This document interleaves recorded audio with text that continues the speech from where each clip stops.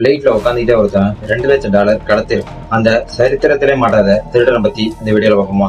வீடியோக்குள்ள போறதுக்கு முன்னாடி படி சப்ஸ்கிரைப் பண்ணுவாங்க. இது எங்க நடந்துச்சுன்னா 1971 அமெரிக்கால இருந்து வேற ஊருக்கு போயிட்டு இருந்த பிளைட்ல தான் இந்த சம்பவமே நடந்துச்சு. நார்மலா அமெரிக்கால இருந்து வேற ஊருக்கு கிளம்பிட்டு இருந்த ஒரு பிளைட்ல ஒரு நபர் ஏறாரு. அவர் ஏறி பக்கத்துல உள்ள ஆள்கிட்ட ஒரு சீட்டை கொடுக்குறாரு. அதுல $2,00,000 எனக்கு வேணும், 4 பேராசூட்டும் வேணும், இந்த பிளைட்டை நான் கடத்திட்டேன், இல்லைன்னா இந்த பிளைட்டு வெடிச்சு செதறிடும் அப்படின்னு சொல்றாரு. இவங்களும் பயந்துகிட்டு இத போலீஸ்லயும் அங்க உள்ள ஸ்டாஃப்டையும் சொல்லும் போதே அவங்க சொல்றாங்க, நீங்க பத்திரமா இருங்க, போலீஸ் நம்மளை காப்பாத்திடுவாங்கன்ட்டு.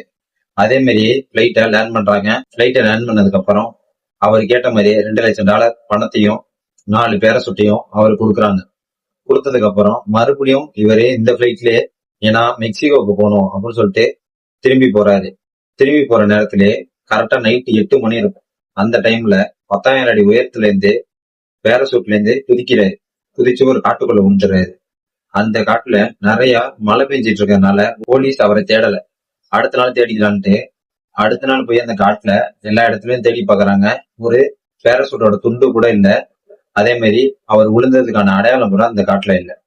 அவர் எங்க போனாருன்னே தெரியல. கொஞ்சம் வருஷம் கழிச்சுதான் கொஞ்சம் பணமும் அதோட பேராசூட்டோட துண்டும் கிடைச்சிதான் போலீஸ் விசாரிச்சாங்க. அப்பயும் அவர் யாருன்னே தெரியல. யார் இந்த டிபி கூப்பர்? இந்த ரியல் லைஃப்ல நடந்த இன்சிடென்ட பத்தி உங்க கருத்து என்னன்னு கமெண்ட்ல சொல்லுங்க.